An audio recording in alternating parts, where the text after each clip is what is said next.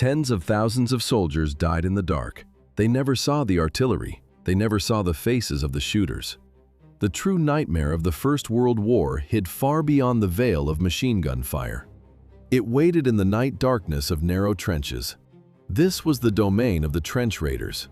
Hand-to-hand combat, visceral and silent. Total blindness and heavy silence filled the dugouts between artillery flashes. Men waited. While generals safely plotted long-range bombardments, frontline infantrymen had to butcher the enemy with bare hands or a short knife. By 1914, the grand mechanized strategies of European empires completely failed. High commands promised a clean, rapid victory. They delivered a static meat grinder. The shadow war in the mud became the inevitable price of this managerial arrogance. The pinnacle of modern conflict collapsed into medieval brutality. Steel giants and chemical clouds ruled the daylight, but the nights belonged to primitive terror. Troops discarded modern combat manuals. Armies equipped the assault squads with heavy brass knuckles and crude daggers, returning to the infantry technologies of the past century. How did European commands plan to win a war of engines? Exclusively through sheer willpower and the length of a blade. The primitive slaughter in the trenches of 1914 stemmed from a colossal delusion of the high command. Planners envisioned bright red trousers and gleaming sabers. Reality prepared gray mud and flying lead. French generals worshipped the offensive. They named their strategy the attack to the extreme.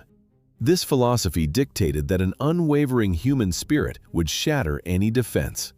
Firepower meant nothing. Morale meant everything. Staff officers gathered in ornate Parisian rooms to review uniform designs. Politicians proposed muted colors for the infantry. The generals dismissed the idea immediately. Former War Minister Eugène Etienne loudly declared that hiding troops behind dull fabrics insulted national pride. The infantry would keep their crimson trousers. Visibility meant courage. The bayonet served as the sacred idol of this strategy. Commanders viewed melee combat as a pure race of reach. You had to stab the enemy before he stabbed you. France equipped its men with the Model 1886 rifle. The blade caught the sunlight before every charge. A 50-centimeter spike of polished steel. It featured a rigid cross-shaped section. Armorers engineered the tip to punch straight through heavy winter coats. Fixing the blade to the barrel pushed the total weapon length to 1.8 meters. This created a grim paradox. The rifle stood taller than the average French infantryman carrying it into battle. German troops quickly recognized its lethal reach. They gave the weapon a dark nickname, the French needle. The theories of Parisian cabinets finally collided with reality. French assault lines stepped out of the woods. The infantry marched straight toward the waiting machine guns. The most sinister weapon did not exist to kill. It chopped brushwood for artillery positions. To counter French tactics, Berlin armed its infantry. Troops received the Gewehr 98 rifle. The 50-centimeter bayonet extended its reach. The entire weapon measured 1.75 meters. Manuals demanded pure brutality. Instructors designated specific targets: throat, chest, groin. Pioneer units carried a different variant. 29 double teeth lined the steel spine. It cut wire and wood. Then newspapers weaponized the design. Entente state propaganda consciously turned the sawback into a symbol of ultimate barbarism. Politicians needed a monster. They had to justify colossal daily losses to their citizens. The narrative worked. It ignited mass psychosis. The jagged edge caught on wool. The blade failed in trench combat, but the myth survived. It paralyzed the German ranks. Rumors claimed the enemy shot anyone holding the saw. Panic swept the front. Soldiers feared instant execution upon surrender. Men hid in the mud. They frantically ground the serrations against rough stones. They scraped the metal smooth. Soon, those blades held exactly 0 teeth. What did blind faith in the bayonet charge actually achieve? It delivered the bloodiest day in French military history. Cabinet theories of invincible spirit collided with cold lead in August 1914. On August 22nd, 27,000 French soldiers died. One single 24-hour period. That equals the population of an entire European city, erased from the continent in a single day. The massacre unfolded across Alsace-Lorraine. French generals executed Plan 17. Officers drew their sabers. They stepped forward. Regimental brass bands played traditional marches. Infantrymen in bright red trousers walked in perfect formations, following their commanders directly onto the tangled barbed wire. Machine guns cut the colorful columns to pieces. Berlin learned nothing from the slaughter. During the First Battle of the Marne, Crown Prince Wilhelm demanded an immediate breakthrough. He ordered 100,000 German soldiers to fix bayonets and charge the enemy trenches in total darkness. Then the artillery answered. Flashes from French 75mm guns illuminated the night. High explosives shredded the dense gray ranks. The offensive collapsed into blind panic. Two German units stumbled into each other in the dark. They opened fire at point-blank range. 15,000 casualties littered the mud before sunrise. The armies ran out of blood. The front stopped moving. Infantry lines had choked on their own blood during the early clashes, forcing headquarters to find a new weapon. They abandoned maneuver and placed all their faith in the sheer weight of heavy artillery. A British infantryman stepped onto the shattered earth of the Somme, moving at a deliberate, steady pace. He was confident that no living enemy remained ahead.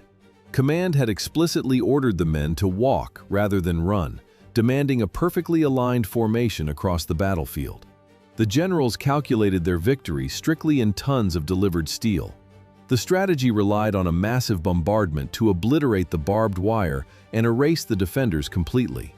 The Battle of the Somme began with a terrifying demonstration of this new firepower. British gunners fired 1.5 million shells over 7 consecutive days. The ground trembled violently without pause, and the air choked the lungs with pulverized chalk and burnt explosives. But the devastating surface explosions meant nothing to the troops buried below. German engineers had constructed reinforced concrete shelters dropping 12 meters deep into the earth. The heaviest British ordnance merely rearranged the dirt above these subterranean fortresses. When the barrage finally lifted, the British infantry slowly walked across no man's land toward the smoking ruins. They expected to easily occupy empty trenches, but the shattered ground suddenly opened up. The logic failed. German machine gunners hauled their weapons up the concrete steps and wiped the chalk dust from their eyes. They opened sustained fire on the perfectly aligned rows of slowly advancing men. It was the 1st of July, 1916. By sunset, the British Army had suffered 57,000 casualties in a single afternoon. This unprecedented slaughter marked the darkest day in the entire history of the Empire. Even when surviving battalions managed to capture a frontline sector, they lacked the numbers to hold it. German reserve units launched swift counterattacks and systematically recaptured the lost trenches within 48 hours. Why did armies of millions suddenly freeze in place? The bloody failure of artillery at the Somme definitively paralyzed any forward momentum. But the true killer of maneuver warfare struck from the sky. Reconnaissance airplanes forever stripped generals of the chance to flank the enemy in secret. Aviators tracked every troop movement. Heavy guns and rapid fire slaughtered the exposed infantry. Men died in the open. The survivors faced a simple choice. They clawed into the dirt. They dug deep just to see another dawn. Temporary craters turned into permanent strongholds. The frantic race to the sea ended in total gridlock. The front hardened into a single massive scar. Opposing trenches snaked from the Belgian coast down to the Swiss border. 700 kilometers of continuous fortifications formed an unprecedented barricade. It physically sliced the continent into two isolated zones. Over 4 million soldiers fell, dead or wounded, all within the first 5 months. The slaughterhouse jammed. Frontal assaults meant mass suicide. Generals found no open flanks left to turn. Flimsy wood and canvas aeroplanes rattled continuously overhead, photographing every blind spot and killing any hope of a massive surprise attack. Trapped in this permanent deadlock, Infantrymen took survival into their own hands. Frontline squads abandoned grand charges and initiated ruthless hit-and-run night raids. Why did headquarters order frontline hunters to slaughter the enemy right during breakfast? The static front birthed these nocturnal squads. Soon, they turned the trenches into abattoirs for the sake of fresh intelligence and pure fear. The true target was a spontaneous arrangement: live and let live. Exhausted soldiers had quietly agreed to halt the daily slaughter. Do not shell the latrines. Do not fire during ration deliveries. Informal ceasefires organically arose in many past conflicts, but European high commands systematically criminalized them. The war of attrition required continuous blood. Peace was a threat. Headquarters used raids as a blunt instrument of state control over the soldier's psyche. Generals deliberately ordered these strikes to shatter the quiet, forcing their own troops back into a permanent state of murder. Preparation looked like a dark ritual. Men stripped off metal canteens. They discarded helmets. Everything rattling stayed in the mud. The sharp, ashy smell of burnt cork filled the dugouts as infantrymen rubbed the black grease into their skin. Quartermasters issued a highly specific tool: thick rubber gloves. Soldiers needed them to grip and slice through rusted barbed wire in complete silence. They crossed the torn earth. They snatched prisoners, mapped enemy regiments, and smashed heavy machine guns.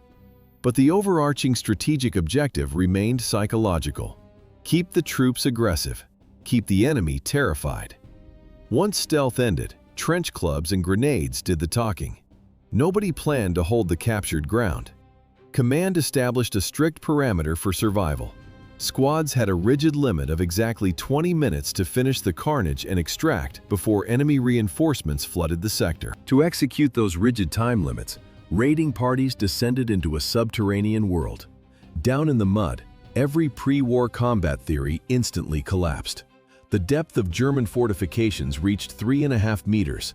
The surface span measured almost 2 meters across. But the trenches never ran straight. Engineers carved the earth in jagged, twisting patterns. This layout stopped explosions. An artillery shell could only obliterate one small bay. The blast wave shattered against the dirt walls instead of sweeping down the entire line. The design saved lives from shrapnel. It doomed men during raids. Because of the endless sharp turns, maximum visibility dropped to no more than 9 meters. In these tight angles, the pride of European arsenals became a fatal trap. Armies had spent decades perfecting bolt-action rifles for open fields. Gunsmiths built them for a precise firing distance of 270 meters. Down in the dirt, they were useless metal. A standard infantry weapon with an attached bayonet exceeded 1.5 meters in length. Soldiers physically could not turn around with them inside navigable corridors that were slightly over 1 meter wide. The barrels snagged on corners. Close combat turned into a clumsy, agonizing struggle. A desperate thrust pierced a defender, punched clean through his torso, and wedged deep into a wooden support beam behind the body. The attacker could not pull the blade free. He abandoned the jammed weapon entirely. Panic dictated the fight. Two opposing soldiers lunged forward simultaneously in the dark. They impaled each other in the narrow passage and bled out on the floor. How do you break through a fortified line when advanced firearms become entirely useless?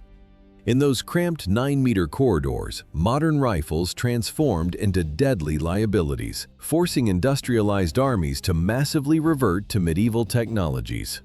Military factories officially began supplying the front lines with brass knuckles and heavy maces. Empires manufactured millions of artillery shells, yet armed their elite troops with primitive clubs. Tactics devolved into sheer brutality. Soldiers deliberately stripped the standard wooden handles from their issued entrenching tools to craft specialized trench clubs.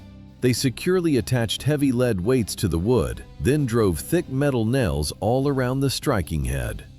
The notorious American Mark I trench knife featured spiked knuckles and a heavy skull crusher to prevent disarmament. But the shovel reigned supreme.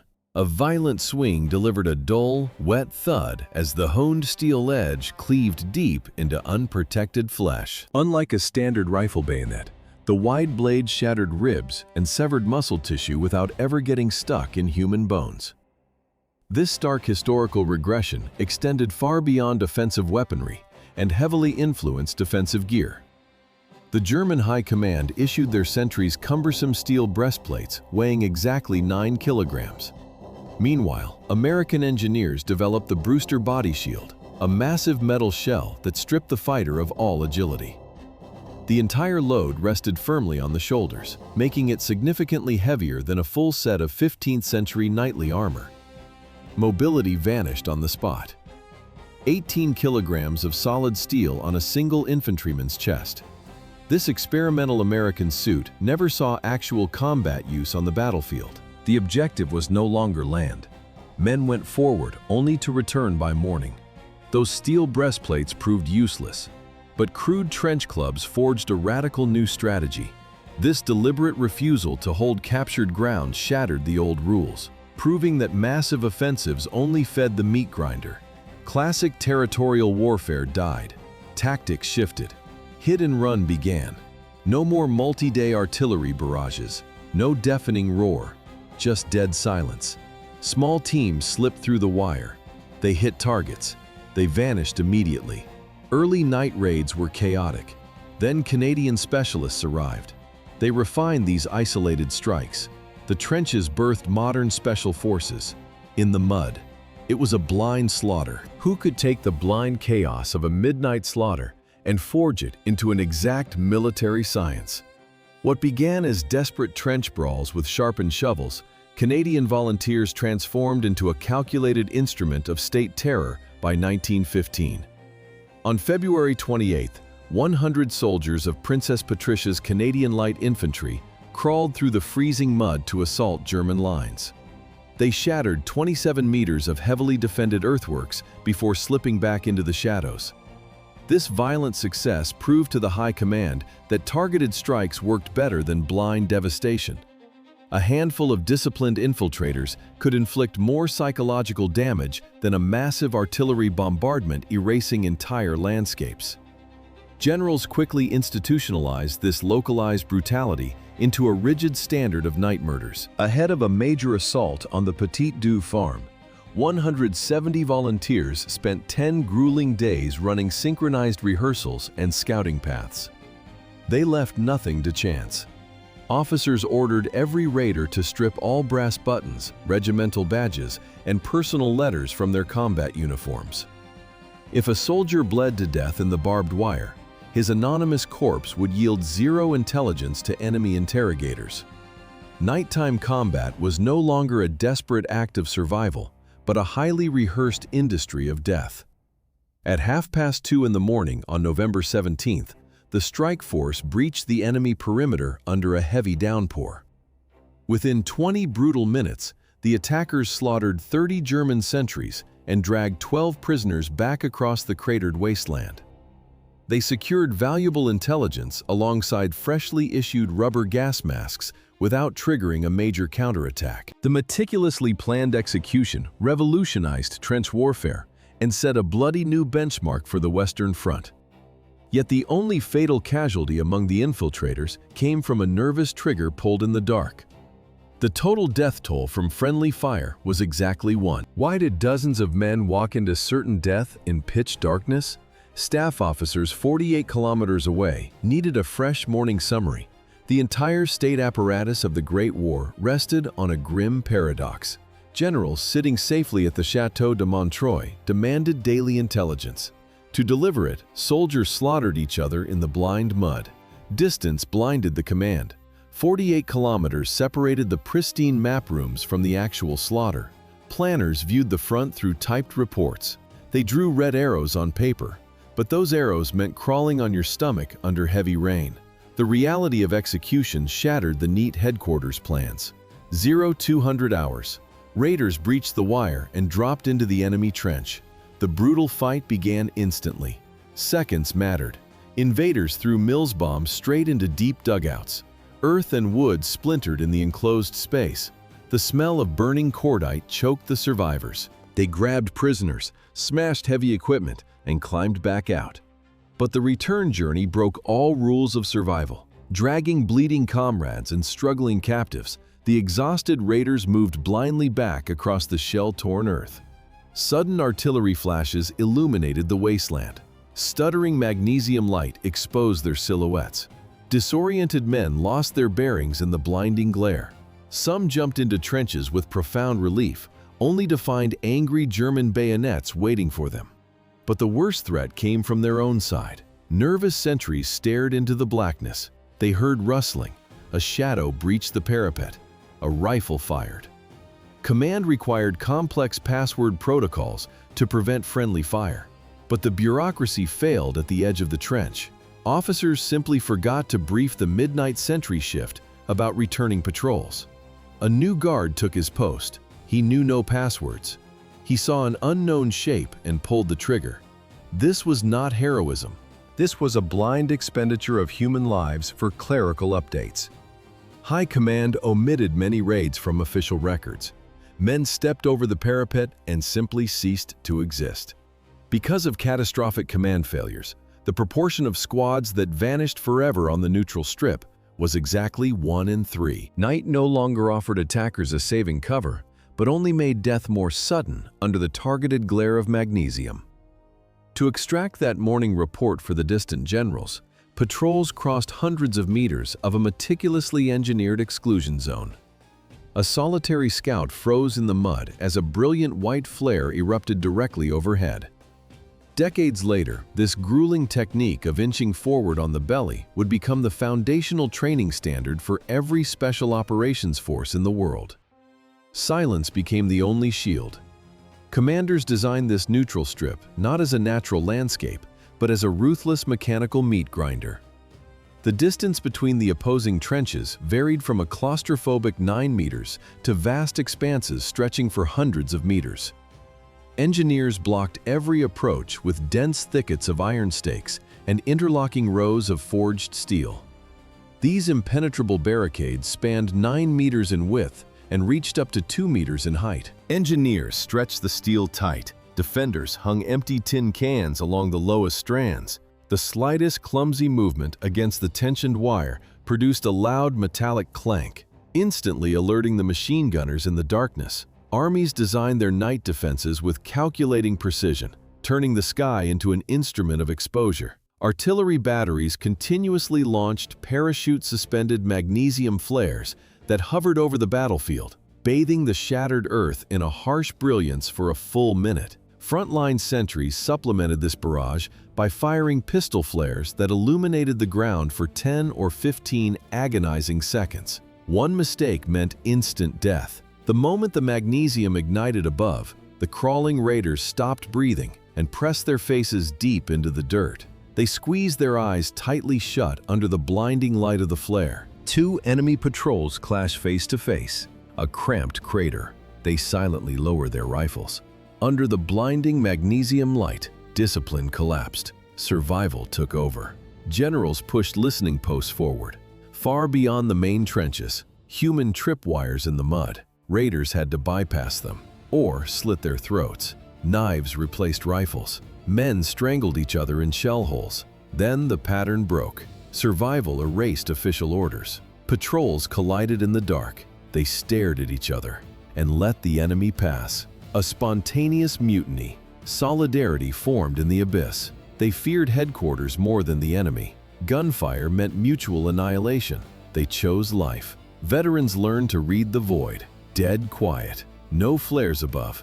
A completely black sky and sudden lack of gunfire meant an opposing patrol was already crawling straight toward your trench. They parted in the dark. How do you increase the efficiency of killing inside a confined space? Engineers answered this grim tactical question by designing high-capacity drum magazines and continuous fire shotguns. When desperate hand-to-hand struggles in the mud became a daily routine, national arms factories decided to put confined space butchery on a strictly industrial track. The state no longer wanted soldiers to fight with mere bayonets and primitive trench clubs. Governments demanded a methodical, engineered approach to clear out enemy dugouts with maximum lethal density. The German military industry introduced the MP-18 submachine gun, unleashing 400 9mm rounds per minute from a bulky 32-round drum magazine. But the American contribution definitively transformed the trench into a mechanized slaughterhouse. The heavy metallic clank of the Winchester Model 1897 pump mechanism signaled the arrival of a devastating new tactic. The complete absence of a trigger disconnector turned this adapted hunting weapon into an unyielding conveyor of death. A frontline soldier simply held down the trigger and made sharp, violent movements with the wooden slide. Within 2 brutal seconds, all 6 heavy buckshot shells would obliterate everything inside the cramped dirt corridor. This localized firepower triggered an unprecedented wave of diplomatic hypocrisy from the very empires that engineered mass destruction. In September 1918, the German government issued a formal diplomatic protest declaring that these pump-action weapons caused unnecessary suffering. It was pure hypocrisy. This diplomatic outrage was a deeply cynical political game, coming from the exact same state that had routinely blanketed the battlefield with deadly chlorine gas since the Second Battle of Ypres. The logic of the High Command dictated that suffocating thousands with chemical clouds was acceptable, while kinetic supremacy was a war crime.